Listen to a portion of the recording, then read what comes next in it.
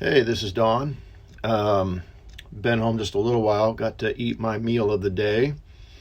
I haven't, prepared to make this thing all spiffy and neat. But I have been preparing as far as reading several books and finding passages that I need to read. Things that many of you have no idea about as you follow the world into an anti Semitic ditch. Um, the world, I shouldn't even have to say this, but the world has certain directions that it wants people to go in. Certain things you're allowed to say, certain things you're not allowed to say, things you're supposed to support, things you're not supposed to support.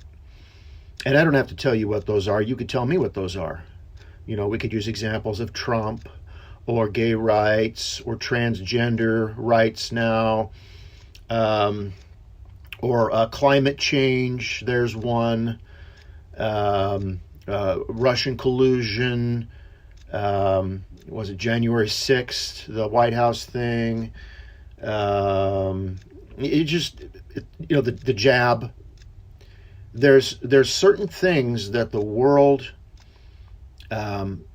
tries to force you into a certain direction, or at least manipulate you through the news media and through what most of the people ignorantly follow, and then everybody else who should know better just ignorantly follows it. Oh, well, everyone's doing it. If everyone's doing it, I guess I'll just get on board. And you'll find that the mass of the most ignorant Christians will be the ones that wholeheartedly go along with these things with conviction, whether it's the gay rights, someone who's they're actually saved. I've known actual saved, claim to be Bible-believing, King James, go to Bible-believing church, all that sort of thing, and defending someone in the family who was not only queer, but very outspoken, militant queer. And even after I had laid down the law, showing what the Bible said about that stuff, what Paul had to say to the church about that stuff, they just ignored it and they doubled down.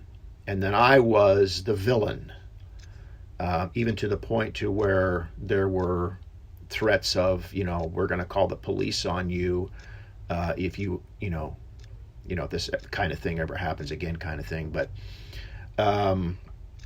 if you're a real Bible believing, not just talking about it, if you're a real Bible believing Christian, you need to go to the Bible, the King James Bible, and see what it says about the subject first. Then do some more research. There's good books out there. Paul spoke about not only the scriptures, but books in general. There are good books and there are crappy books, quite frankly. And you have to use the Holy Spirit that God gave you at salvation, and the common sense that God gave you, and the brain that God gave you, and discernment, and find out who are the good authors, what are the good books, what are the junk authors, what are the junk books, and educate yourself in the right way. Now, you say, well, you've been talking for 4 minutes now. What are we talking about? Well, you should guess by now. The world's latest thing is the horrible Russians and the wonderful Ukrainians and everybody. On my route, it was the gay flags, and it was we support the gay movement, and there's no hate at this home, and all of the signs. You've seen one or two of my uploads where I've shown the signs where these brainwashed liberals were going along with the world saying, in this house we believe, or in our country we believe. And then they go on to defend science, falsely so-called. They go on to defend homosexuality. They go on to defend so-called women's rights. In other words, we support women taking over the country. We support people coming over the border in hordes. I mean, all of it, all of it. We support climate change, the science behind that, and all of it. And those were the ones that were up for the last couple of years. The latest one is the Ukrainian flag. Everyone's flying that now. You're just supposed to be a lemming and just fly the Ukrainian flag. Why? Because everybody else is doing it. Why? Because the news media and the world sources out there have told you that this is what you're to do. Now, I've always been someone who I think outside of the box, and I know how the world, and I was saved in 1975. I've been around a while, and I know how the world works. I know how the world operates. And I know that when the world chases after something, when they all get together, they link arms and they go after something, I've learned I'm not sure what the answer is on that, but I know it's got to be wrong because the whole world is going after that, or the whole world is against that. Therefore, if the whole world is against it, there might be something right about it. It may be very right. Who knows? So I would look into those. Now, the Bible says in Genesis chapter 12, verse 3, "And I will bless them that bless thee," talking about the Jews, "and curse him that curseth thee. And in thee shall all families of the earth be blessed." Do you believe that? I said, do you believe that? Some of you don't. Some of you claim to believe it because, yes, it's just like the Ukrainian flag. I'll fly the Ukrainian flag because it's popular to do. And if you ask me if I believe a verse out of the Bible, I'll knee-jerk and I'll say yes because it's in the King James Bible and I want to save face. But some of you really don't believe this. "And I will bless them that bless thee, and curse him that curseth thee." Many of you have no idea why Trump lost the last election. I had predicted more than a year when everybody else was saying there's no way Trump could lose the election. He's got it in the bag. There's just some morons that are running against him. This is going to be easy. More than a year before he lost the election, I went out publicly and I said to everyone I knew, I emailed people, messaged people, whatever, and I said, you mark my words, write the date down. I said, Trump will not make the next election. He will lose the next election. Blah, blah, blah, blah, blah. I said, look, I believe my Bible. And Trump had made some decisions that were against Israel's security, against Israel. Now, he was very pro-Israel as presidents go, but he couldn't resist the playing Jesus. He couldn't resist trying to make a big peace deal over there. And of course, that's always at the Jews' expense. And I'm not going to get into all of the details of that, but what he did was unacceptable, and he cursed himself. And I told everyone, Trump's not going to make it. He's not going to make it. Well, why? What, are you a prophet or something? No, I got a King James Bible, and I believe it. And you curse the Jews, you go against the Jews, and especially the Jews in Israel, you got problems. I will bless them that bless thee, I will curse them that curse thee. And what I'm going to show you, if you hang around here for just a little bit, I'm going to show you how, by the way, you can read Esther too. Read the book of Esther. Read about Haman. I've got, let's see here. I'm not going to be able to read. I may only be able to read from one of these books. I started doing research in my vast library of Holocaust books, finding all the information on the Ukrainians and the Ukraine. What was their history with the Jews? And I've got Underground, the Story of the People by Joseph Tenenbaum. I've got Auschwitz by Lawrence Rees.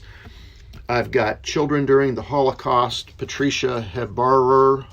And I've got The Holocaust, The Fate of the European Jewry by Lenny Yahil.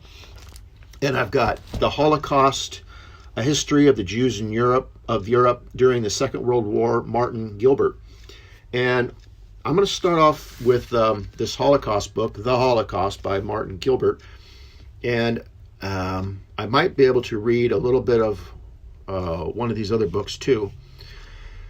But you're going to find out, the Bible says, just quoting freely here, that because sentence against an evil work is not executed speedily, therefore the children of the sons of men, it's fully set in them to do evil, right? God does not always bring the hammer down immediately. He doesn't. Sometimes he sets off a time bomb with a delayed fuse. And it takes years, sometimes decades, sometimes it could be hundreds of years, whatever. God does things in his perfect timing, but he does not forget. He does not forget. And the Ukrainians are reaping what they've sown. And what you'll find in history is that, like especially World War II, no, the Russians weren't saints, as it were, when they liberated the Jews from the concentration camps. But the Russians were liberators. They liberated many of the camps. They fought the Nazis. And many of the Jews were happy when they saw the Russian liberators come in and liberate them from the camps and the rest of the stuff that was going on. Let's turn inside this book here, the Holocaust book. And I'm going to read some stuff. The 19th century seemed to offer the Jews a change for the better. Emancipation spread throughout Western Europe. Jews entered politics and parliaments and became integrated into the culture, scientific and medical life of every land. Aristocratic Jews moved freely among the aristocracy. Middle-class Jews were active in every profession, and my note here, and I will bet there was a massive, what's the word? Simple word. There was a massive upheaval in their economy and in prosperity. They had good doctors, good scientists. Things were probably on the uphill when this was taking place. That's the rule. Okay, back to reading. And Jewish workers lived with their fellow workers in extreme poverty, struggling for better conditions. But in Eastern Europe, and especially in the Polish and even more the Ukrainian provinces of the Tsarist Europe, anti-Jewish violence often burst out in physical conflict, popular persecution, and murderous pogrom. And I assume you know what a pogrom is. It's basically where a bunch of anti-Semitic, Jew-hating, like a mob, goes around breaking windows of Jews, destroying their property, destroying their businesses. If you want to see a pogrom demonstrated, watch Fiddler on the Roof. You'll see one. Here in the poorest regions of Tsarist Russia, church and state both found it. Now, when it says church, that's your Catholic Church or your Orthodox Church. Church and state found it expedient from their different standpoints to set the Jew aside in the popular mind as an enemy of Christianity. Well, it's an enemy of Catholicism. And an intruder in the life of the citizen. Jealousies were fermented. Jewish characteristics were mocked and turned into caricatures. The Jew who sought only to lead a quiet, productive, and if possible, a reasonably comfortable life was seen as a leech on society, even when his own struggle to survive was made more difficult by that society's rules and prejudices. Next paragraph here that I'm going to read. Even as the First World War, okay, so we're not even talking the Second World War. Let's go back in history a little bit. Even as the First World War ended on the Western Front, More than 50 Jews were killed by local Ukrainians in the eastern Polish city of Lvov. In the then independent Ukrainian town of Proskurov, 1,700 Jews were murdered on 15th of February 1919 by followers of the Ukrainian nationalist leader Simon Petlura. And by the end of the year, Petlura's gang had killed at least 60,000 Jews. This is around after World War I. These Jews were victims of local hatreds reminiscent of Tsarist days, but on a scale unheard of in the previous century. In the city of Vilna, the Jerusalem of Lithuania, 80 Jews were murdered during April 1919 in Galicia. 500 perished. And I could go on there. We don't have time. Let me go to the next reading. While at Campinos, Zuckerman had noted the presence and cruelty of the Ukrainian guards. There were Ukrainian guards also at another camp. The Ukrainians happily worked side by side with the Nazis where they could.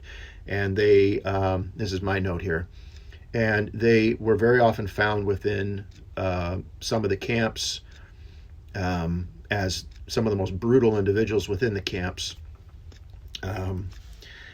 They were the ones that if your name was called out and you knew that you were a Jew and you were to die, you had to run down to the front, you had to strip your clothes off, you had to fold them neatly and set them at the feet of the German soldier, and then you had to stand at attention so that they could shoot a 9mm bullet through your temples and kill you quickly. If you didn't do one of those things perfectly, there were two Ukrainians standing there with shovels, and they would beat you to death with shovels. The Nazis, I think, weren't as bad. They weren't the ones that would hold the shovels. They left that to the Ukrainians. Back to reading. There were Ukrainian guards also at another camp near Warsaw at Lauas. In Warsaw, it became known early in May that 91 Jews had been murdered at Lauas. The basic cause, Ringelblum noted, had been the terrible treatment of those in the camp by most of the Ukrainian camp guards, as well as the starvation rations. These Ukrainians had been brought by the Germans from southeastern Poland, where many had lived before the war as a dissatisfied minority. Now they were taking their revenge on Jews as well as on Poles. The 17 corpses brought to Warsaw from work camp on May 7th, Ringelblum noted in his diary, made a dreadful impression. Just 8. Earless, arms and other limbs twisted, the tortures inflicted by the Ukrainian camp guards clearly discernible. You getting the idea? How's that Ukrainian flag looking out in front of your house? Next reading. Yet the slaughter in the East began from the first day of the German invasion of the Soviet Union. So the Germans had invaded the Soviet Union. They were occupying. Helped by Lithuanian, Latvian, and Ukrainian policemen and auxiliaries. This is a this is a German word, so they tend to have very long descriptive words, so I'll try and read it the best I can. The Einsatzgruppen moved rapidly forward behind the advancing German forces. An eyewitness later recalled how at the frontier village of Verbalis, Jews were placed alive in anti-tank trenches about 2 kilometers long and killed by machine guns. Lime was thereupon sprayed upon them, and a second row of Jews was made to lie down. They were similarly shot. 6 more times, a new line of Jews were driven into the trench. Only the children were not shot. They were caught by the legs, their heads hit against stones, and they were thereupon buried alive. Even before the German killing squads reached a region, the local population often attacked the Jews who had lived in their midst for centuries. These attacks were not pogroms to beat and wound, to loot and burn, but attacks to kill, to destroy a whole community at one swift blow. The records of these attacks are scant. Few Jews survived to recount what happened. In hundreds of smaller villages, no Jew was left alive. Wherever possible, Jews tried to resist the killers, but the forces against them were overwhelming. Sometimes the Jews succeeded, if only briefly, in halting the tide of killing. At Lubezau, Jews armed themselves with axes, hammers, iron bars, and pitchforks to await the arrival of local Ukrainians, intent upon murder as soon as the Red Army withdrew, and before the Germans had arrived. They're just looking for their opportunity. The Ukrainians came and were beaten off, but then retreating to the nearby village of Lubiaz, they fell immediately upon the few isolated Jewish families living there. When the following morning the Jews of Lubezau's self-defense group reached Lubiaz, they found the bodies of 20 children, women, and men without heads, bellies ripped open, legs and arms hacked off.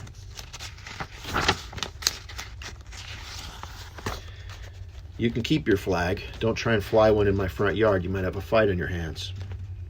I've got an Israeli flag. That's what I'll fly in my yard, and I have. Next reading. From the first hours of the German occupation, okay, so the Germans are now occupying this area. From the first hours of the German occupation, mobs of Ukrainian hoodlums, incited by German proclamations and pamphlets, combed the streets and houses, murdering Jews wherever they found them, or taking them off to the city's prisons where thousands were tortured and shot. In an attempt to halt the slaughter, Yechezkel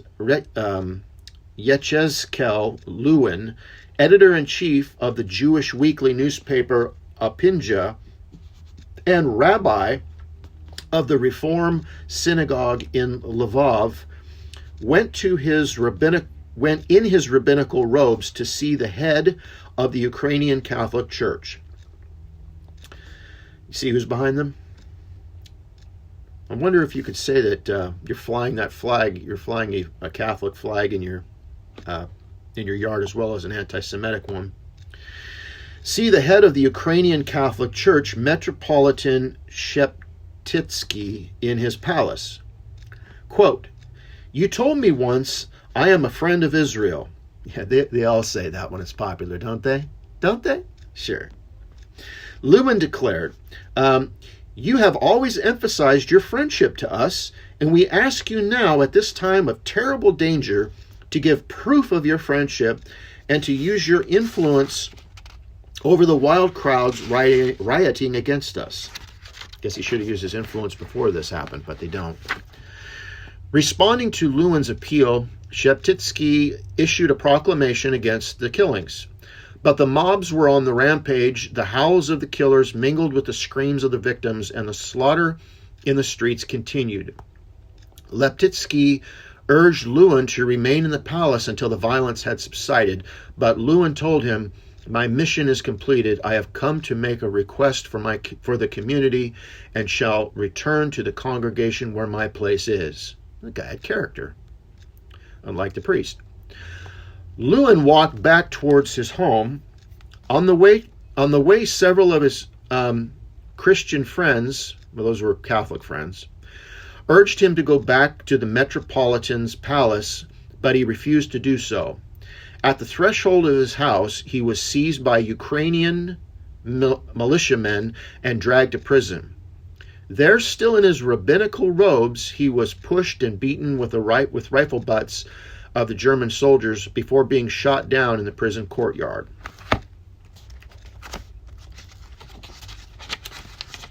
Next reading.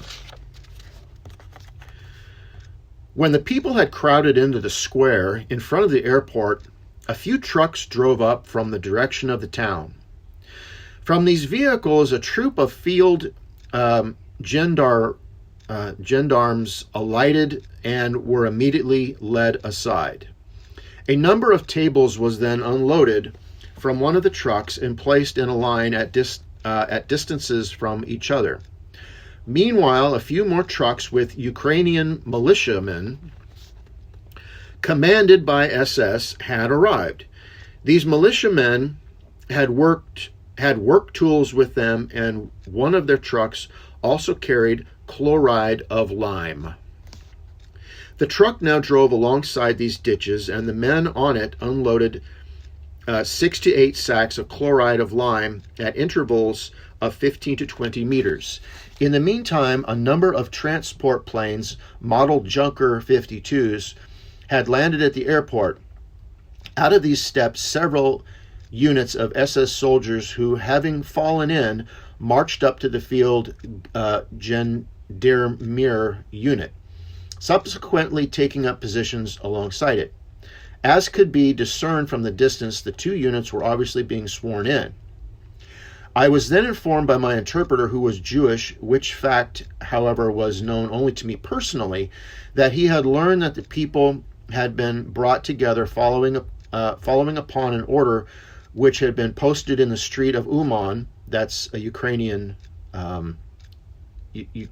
town or city, the streets of Uman, and which had been given the widest publicity throughout Uman sub-district by the Ukrainian militia. The order was for all Jews in the town of Uman, Ukraine, and its sub-district, Jews of all ages, to assemble for the purpose of preparing an exact census of the Jewish population. Anyone not complying with this order would be punished most severely.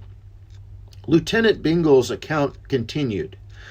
The result of this proclamation was, of course, that all persons concerned appeared as ordered. This relatively harmless summons, it was thought, could be connected in some way or other with the preparations we were observing. It was because we took the matter so lightly that we were all the more horrified at what we witnessed during the next few hours. One row of Jews was ordered to move forward and was then allocated to the different tables where they had to undress completely and hand over everything they wore and carried. Some still carried jewelry, which they had to put on the table. Then, having taken off all their clothes, they were made to stand in line in front of the ditches, irrespective of their sex. My note here, while I'm thinking about it, so they spoiled the Jews. The Ukrainians spoiled the Jews who lost everything, including the clothes on their back. But now the recompense has come from God, and they're losing their homes, they're losing their property, etc. How come the world didn't really care? I mean, they wanted to fight the Nazis, they wanted to fight they wanted to fight the Japanese and all that. Pearl Harbor had happened, etc. The Jews were an afterthought. How many maybe Jewish flags, like a star or some form of supporting the Jews during World War II? Was there anything like that in America? I don't remember reading about anything like that in America. But now all of a sudden we're crying big tears for the Ukrainians. I'll keep reading. The commandos then marched in behind the line and began to perform the inhuman acts the horror of which is now known to the whole world, although they don't care. With automatic pistols and 0.8 pistols, these men mowed down the line with such zealous intent that one could have supposed this activity to have been their life work. Even women carrying children, a fortnight to 3 weeks old, sucking at their breast, were not spared this horrible ordeal. My note: after the bombing from Russia in the Ukraine, all I heard from people was, oh, the children, babies are being killed, children are being killed. Yeah, that's horrible. But let's not forget, you reap what you sow. And they were killing women while they were holding their sucking children in their breasts, and their young children. Okay? Next reading. On September 22nd, Lieutenant Bingle and his men witnessed a second massacre in Vinnytsia. This was followed by a third, also in Vinnytsia, carried out by Ukrainian militia, who had been trained by the SS and were commanded by a small group of SS officers and NCOs. In the first two massacres, Bingle calculated first 24,000 and then 28,000 Jews were killed. In the third, Ukrainian militia killings, 6,000 were murdered, as Lieutenant Bingle recalled. In the morning at 10:15, wild shootings and terrible human cries reached our ears. At first, I failed to grasp what was taking place. But when I approached the window from which I had a broad view over the whole of the town park, the following spectacle unfolded before my eyes, and those of my men who, alerted by the tumult, had meanwhile gathered in my room. Ukrainian militia on horseback, armed with pistols, rifles, and long, straight cavalry swords, cavalry swords, were riding wildly inside and around the town park. As far as we could make out, they were driving people along with their horses, men, women, and children. A shower of bullets was then fired at this human mass. Those not hit outright were struck down by the swords. Like some ghostly apparition, this horde of Ukrainians, let loose and commanded by SS officers, trampled savagely over human bodies, ruthlessly killing innocent children, mothers, and old people whose only crime was that they had escaped the great mass murder so as eventually to be shot or beaten to death like wild animals.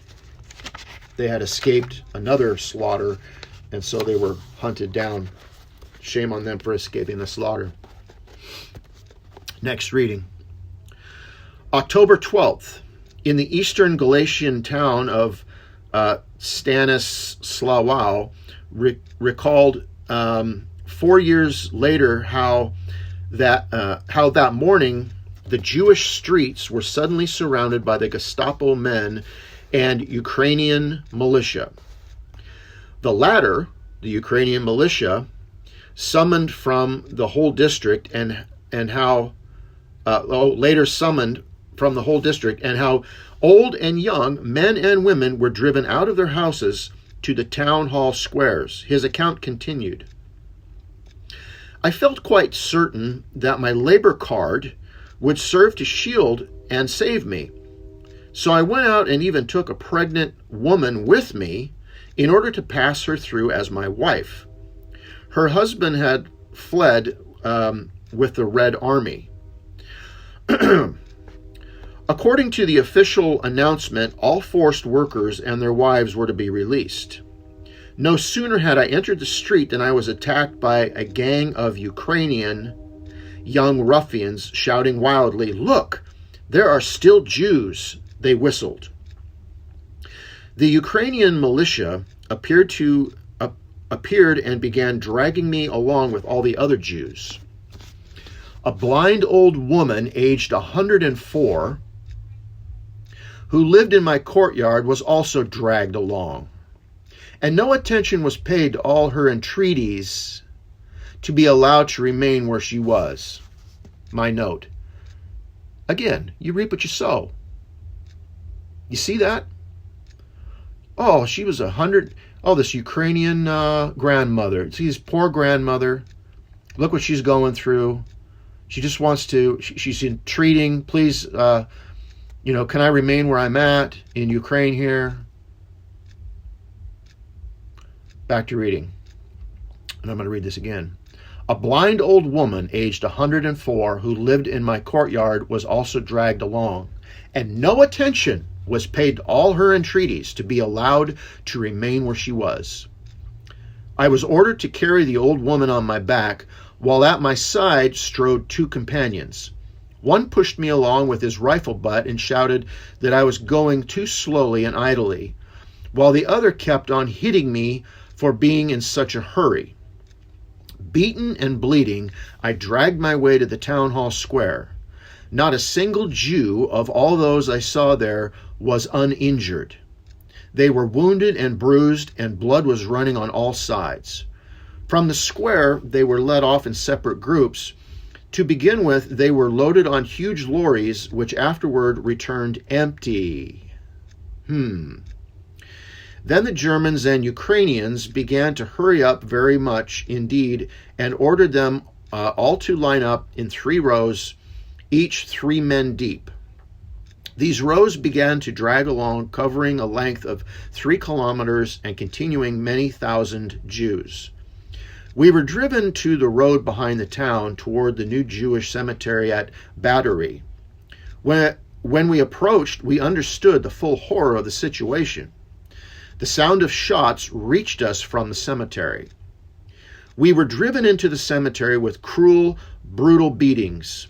I saw that the Germans were driving the people standing on the one side toward the graves, while those standing on the other were being permitted merely to stand and watch. Then came an order, hand over your valuables. Right? Hand over your valuables. Your houses, your cars, your belongings, everything. That only matters if they're Ukrainians, Don, not Jews. Hand over all valuables. I used the tumult and hubbub and crossed over to the other side of the watchers. The German stormtroops, together with the Ukrainian police, took up their stations beside the machine guns. 15 of the stormtroops shot, and 15 others loaded the guns. The Jews leapt naked into the graves. The bullets hit them while jumping. 3 graves had been dug there. The work of excavation had lasted for about a fortnight. It had been done by young Ukrainians who were members of the Petlura organization. The Germans then explained to the Jewish Council that the Ukrainians were preparing stations for anti-aircraft against Bolshevik air attack. Nobody even imagined that 6,000 Jews would meet their deaths at this place. I have to stop reading there for sake of time. Let me see. I want to read. Let me read this portion out of the Underground book.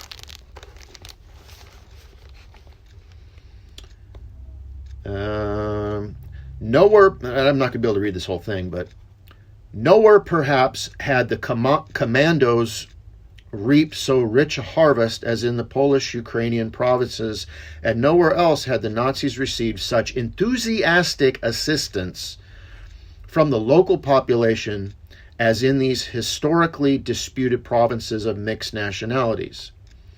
The unhappy land called Malopolska Galicia was for years the battleground of Polish and Ukrainian aspirations. The pre-war Polish regime of landlords, bureaucrats, and military chieftains had kept a land-hungry, illiterate peasantry in servile subjection through a rigid policy of blood and iron. The Ukrainian intelligentsia, the highly inflammable nationalist youth, the Haidamaki abetted by the scum of the population, had been awaiting just such an opportunity as Hitler provided. They couldn't wait. I'm not going to be able to read the rest of this. Let's see.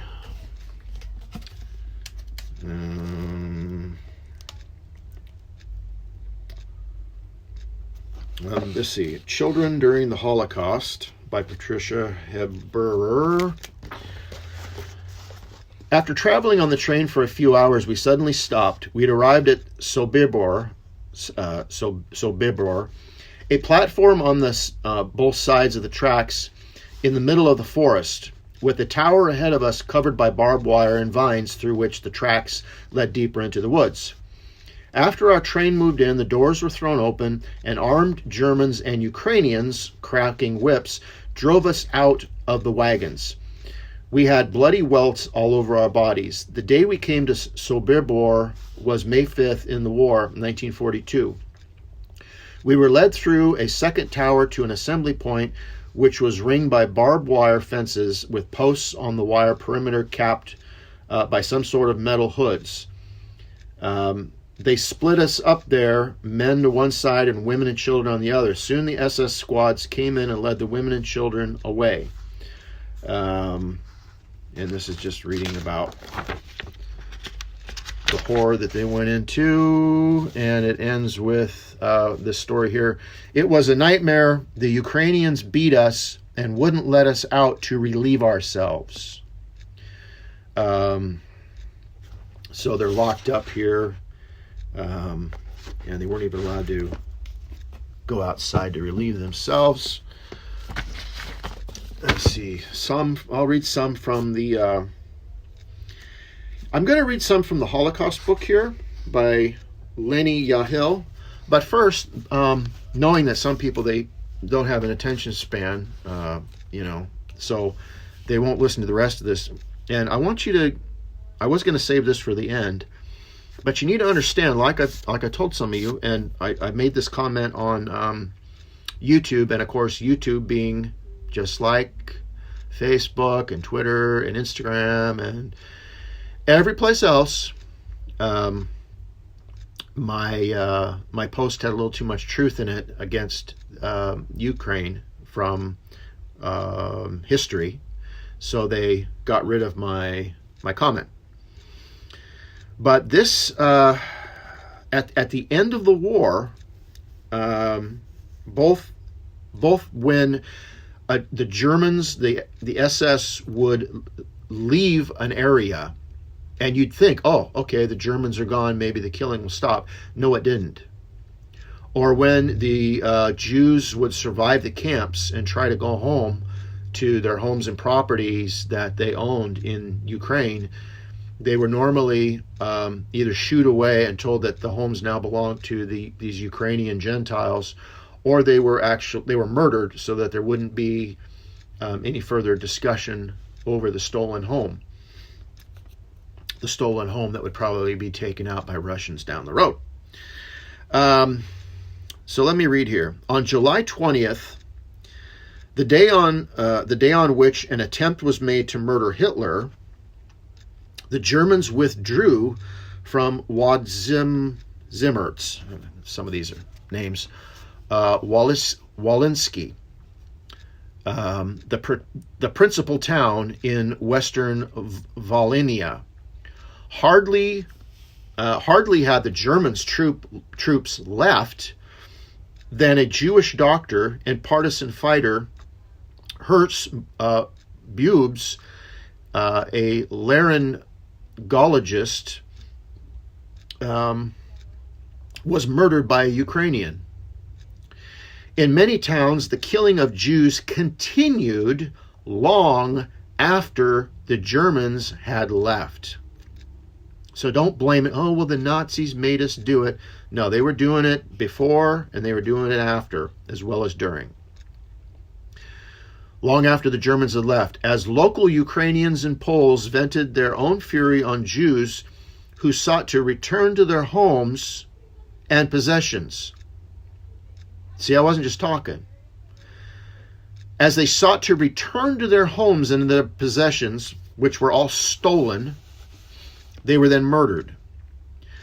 When liberation came, it could be bittersweet. On the night of July 22nd, German forces withdrew westward from the Park Zoo forest scene of their repeated hunts against Jews in hiding and Jews in partisan units. On the following morning, Red Army soldiers, Russians, approached the forest from the east. A Jewish partisan, Avraham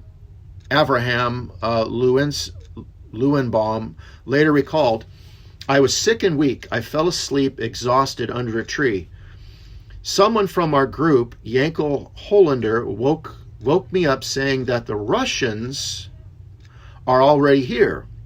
Soon, Russian soldiers and artillery began streaming in here nonstop, day and night.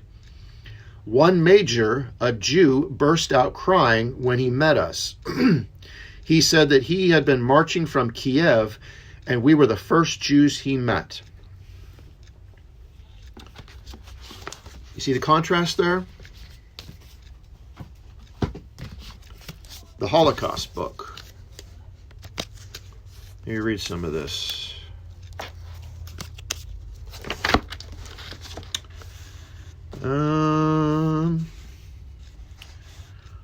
Occupied Russian territories. In the period between the German occupation of the region and its annexation to the general government, the Jews suffered heavily.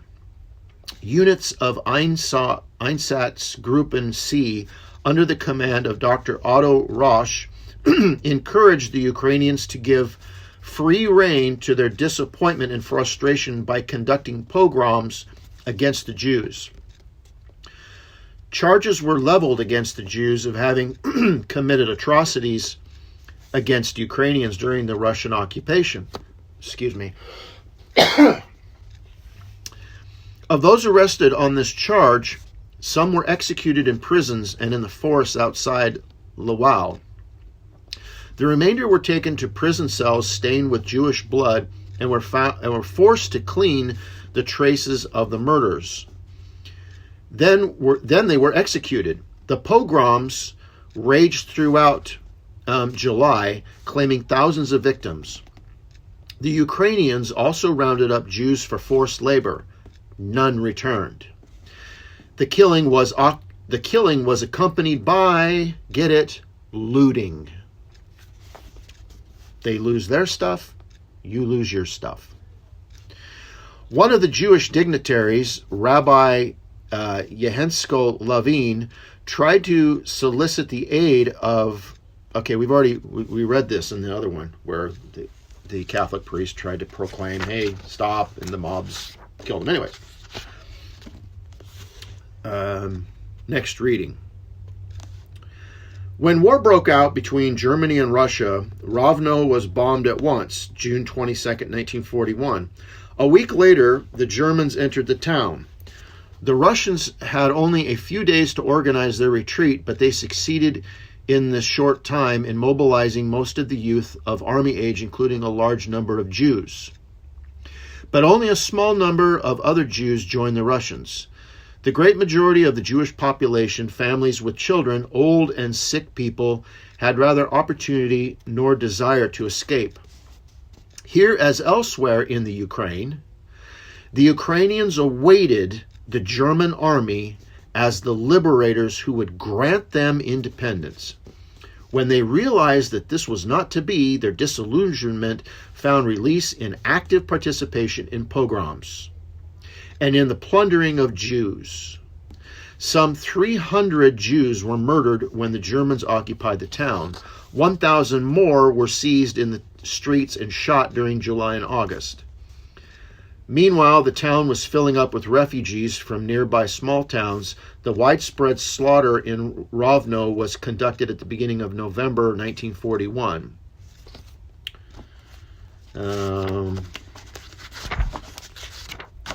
There's so much to read, but I'm trying to give you the salient readings. The Eastern Ukraine. We have already mentioned the waves of killings that engulfed the Soviet Ukraine and the mass slaughter of the Jews of Kiev at Babai Yar. Now we turn to Zhytomyr, one of the most important centers in the eastern Ukraine.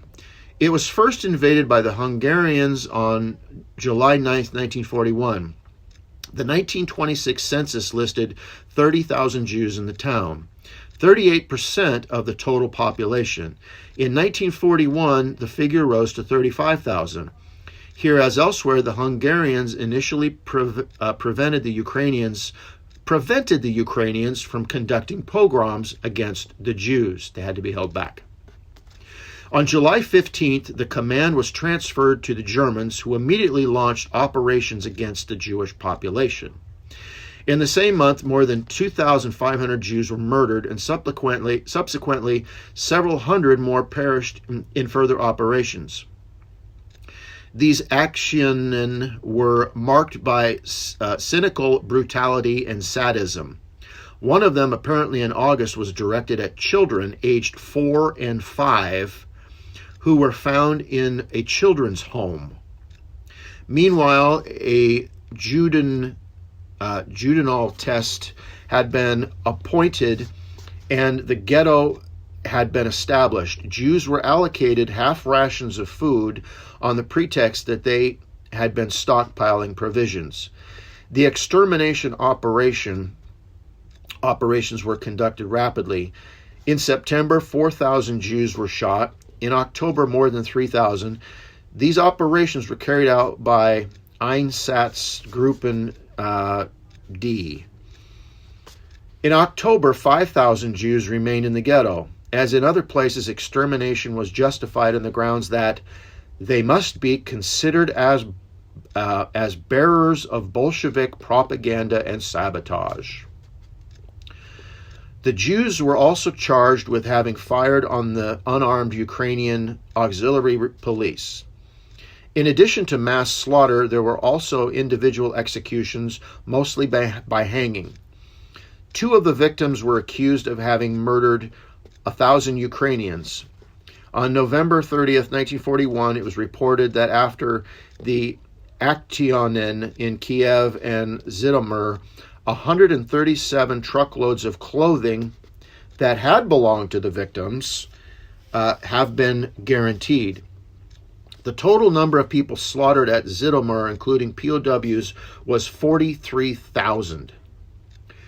The army under the command of General George Hans Reinhardt assisted in the operation, for example, by searching for Jews in hiding and by apprehending those who had tried to flee the town.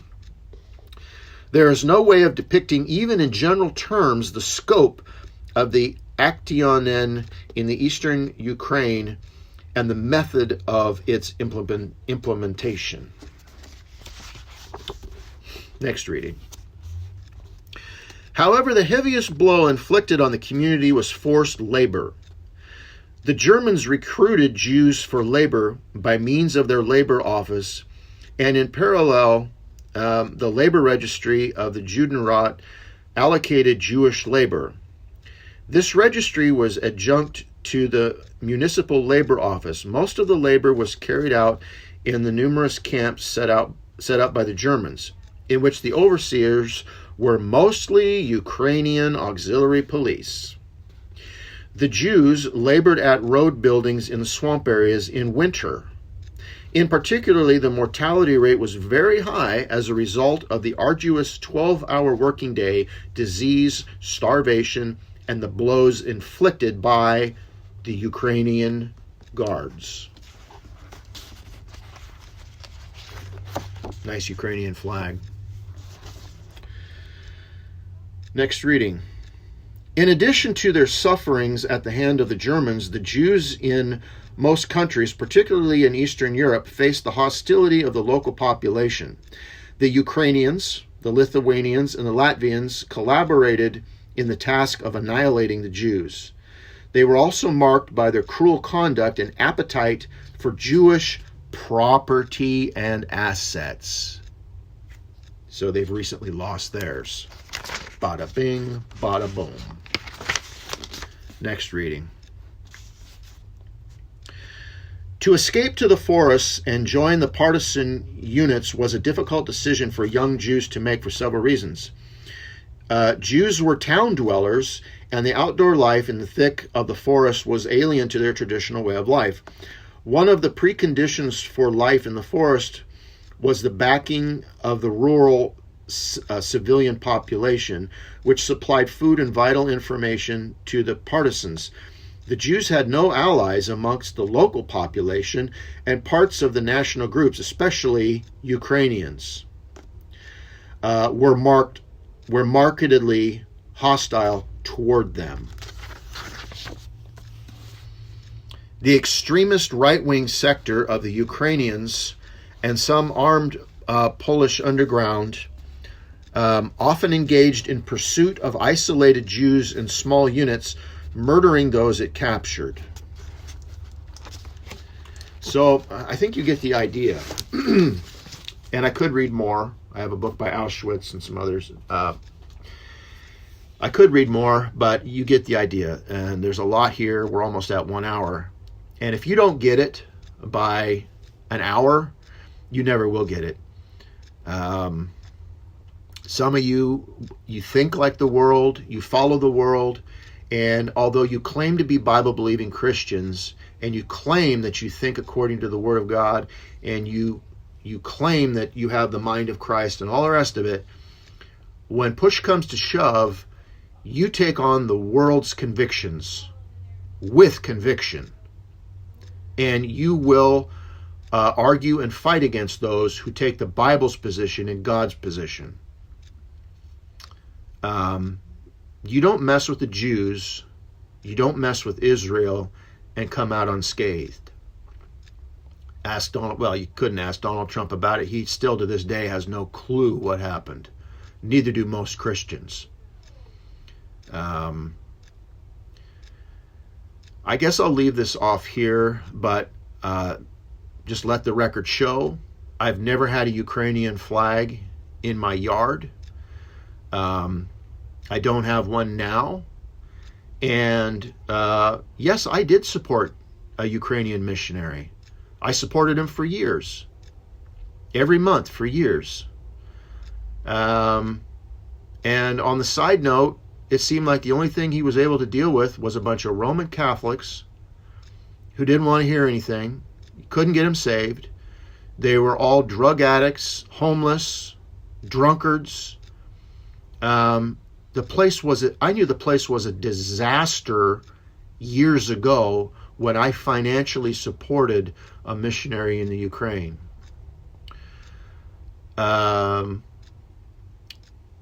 They're reaping what they've sown on many different fronts, and mainly for their actions against the Jews around World War I, World War II, and undoubtedly at other times. So if you've got a Ukrainian flag in your yard or on your car or any place else, shame on you, and I would not want to be you at the judgment seat of Christ having to explain that. I'll take my Israeli flag that I've flown out on my tree out front whenever the world has decided that the Jews in Israel are the bad guys and the poor Palestinians are the good guys. I will take my Jewish Israeli flag and I'll go fly it out in my yard. No problem.